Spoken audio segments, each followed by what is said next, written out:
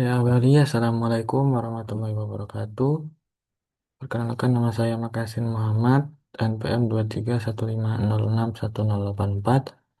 Di sini saya akan menjelaskan proyek UAS Kecerdasan Buatan bagian 2, yaitu tentang algoritma machine learning, yaitu di sini saya memilih yaitu algoritma decision tree. Jadi judulnya yaitu klasifikasi kelulusan ujian mahasiswa berdasarkan data studi menggunakan algoritma decision tree. Jadi yang digunakan itu tekniknya learning, kemudian algoritmanya decision tree. Nanti fungsi algoritma dalam kasus ini itu bakal membantu sistem untuk memahami pola antara jam belajar dan nilai ujian terhadap hasil kelulusan, membentuk pohon keputusan berdasarkan atribut yang paling berpengaruh dan menentukan kelulusan, memberikan prediksi kelulusan bagi mahasiswa baru berdasarkan data yang serupa tanpa perlu membuat aturan secara manual, kemudian menampilkan proses klasifikasi secara logis dan visual sehingga memudahkan interpretasi hasil oleh pengguna. Mungkin kita langsung saja ke penjelasan singkat mengenai programnya.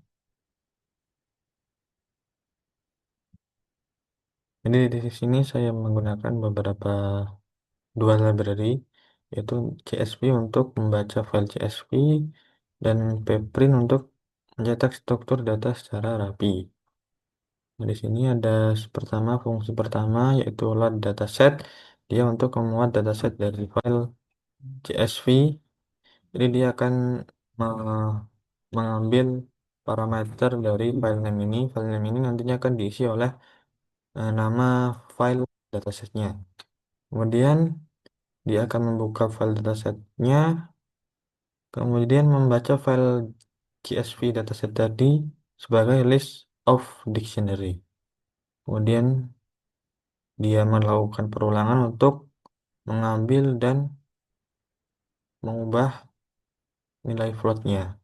Kemudian menentukan label kelulusan berdasarkan total nilainya dengan kalau lulus berarti totalnya itu lebih dari 60 dan selain itu berarti gagal.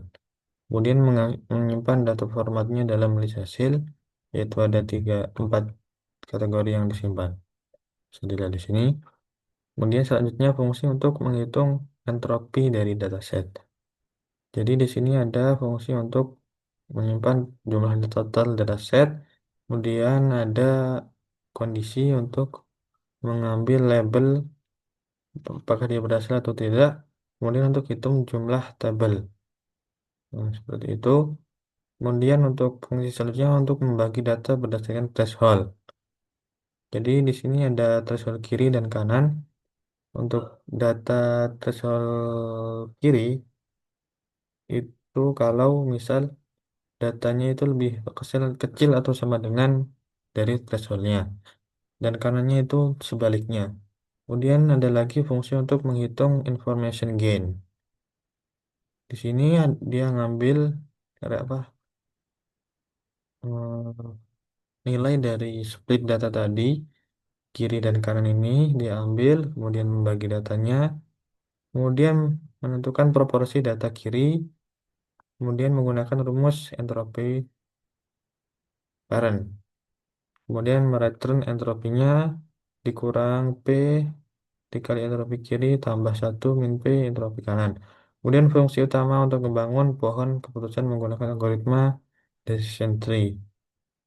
Pertama dia mengambil semua labelnya, kemudian dia basis satu itu semua label sama, maka return label itu.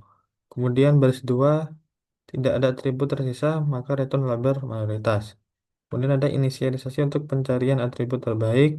Selanjutnya ada coba semua atribut dan threshold untuk cari gain tertinggi. Dia melakukan perulangan. Kemudian jika tidak ada gain, maka return label mayoritas. Split data berdasarkan atribut dan threshold terbaik. Kemudian melakukan perulangan untuk atribut tersisanya. Kemudian ada rekursif untuk membangun subtree kiri dan kanan. Selanjutnya ada fungsi untuk memprediksi hasil berdasarkan pohon. Di sini ada kondisi untuk jikalau sudah sampai leaf. Ini untuk cek cabang kiri dan ini untuk cek cabang kanan.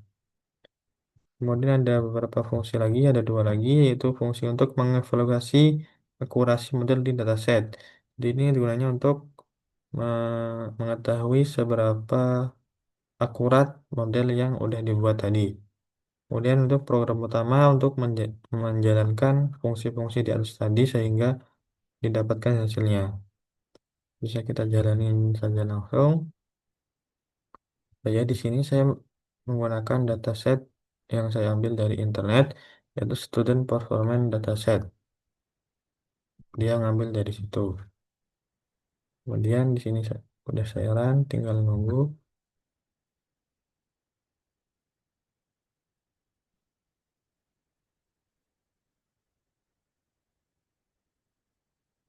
Nah, di sini sudah muncul outputnya.